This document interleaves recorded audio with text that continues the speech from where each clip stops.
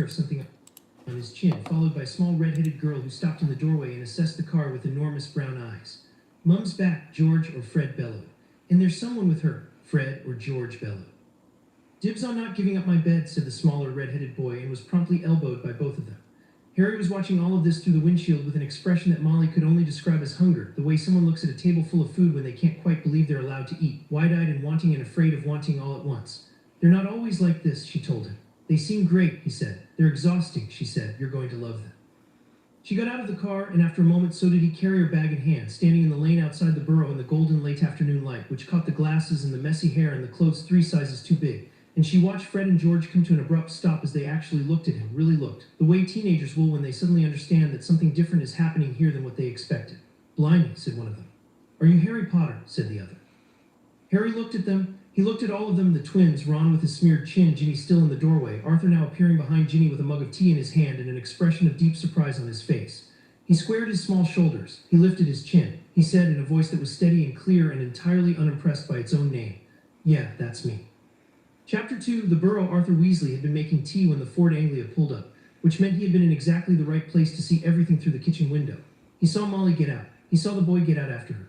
He saw Fred and George careen out of the house with the contained chaos of a small natural disaster, and Ron sprint after them, and Ginny plant herself in the doorway with that look she got, the one that meant she was paying more attention than anyone realized. And then he saw Harry Potter standing in the lane outside the Burrow with a Tesco carrier bag and clothes that didn't fit and a look on his face that Arthur recognized from somewhere deep and private and old. He set his mug down on the counter very carefully. Then he walked to the front door, gently moved Ginny to one side she went, but kept her eyes fixed on the lane and stepped out into the evening air. Molly looked at him over the heads of their children. One look.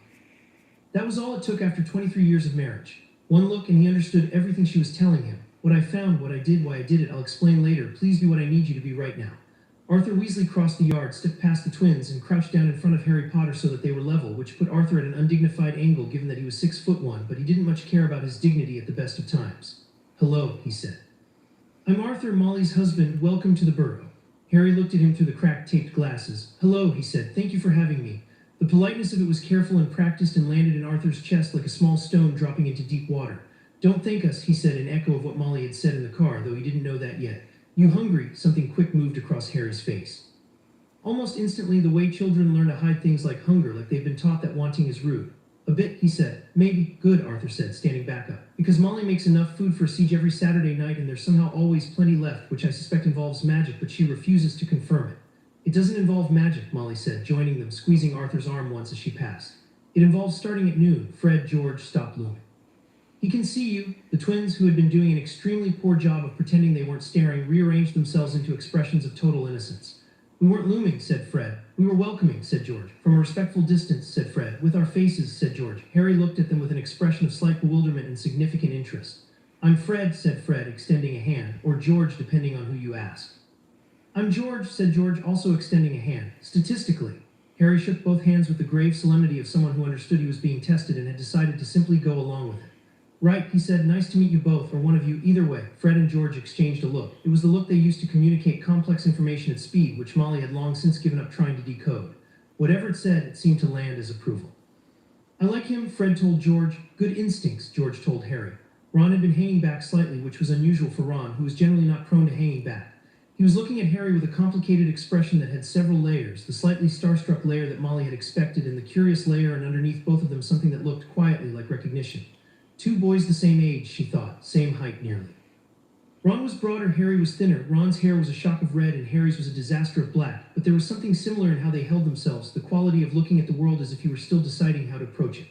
"I'm Ron," Ron said. Harry said. "I know," Ron said, then went red because that sounded like what it was, which was a thing you said when you'd heard someone's name and it had meant something. "I mean, obviously," Mum said. "Right," Harry said. They looked at each other for a moment. "Do you like chess?" Ron said. "Never played," Harry said. Ron's face did something complicated, cycling rapidly from disbelief to a kind of evangelical excitement.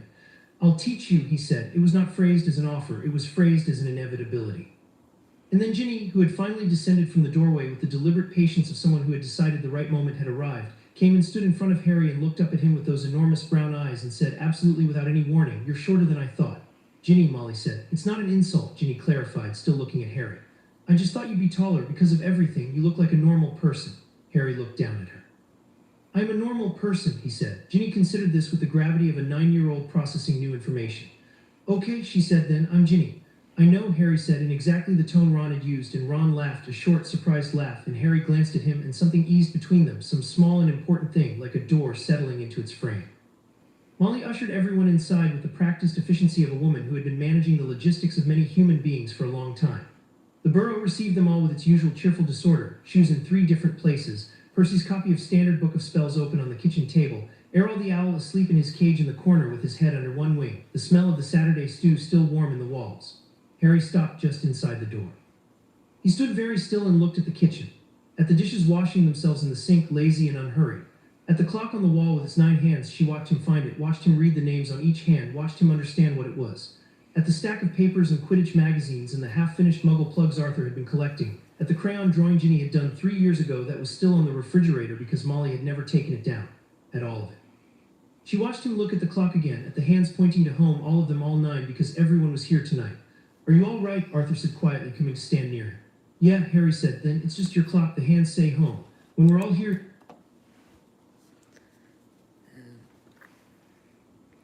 A tulip blanket with pink and green. Thanks for joining. I'll see you tomorrow. Thanks.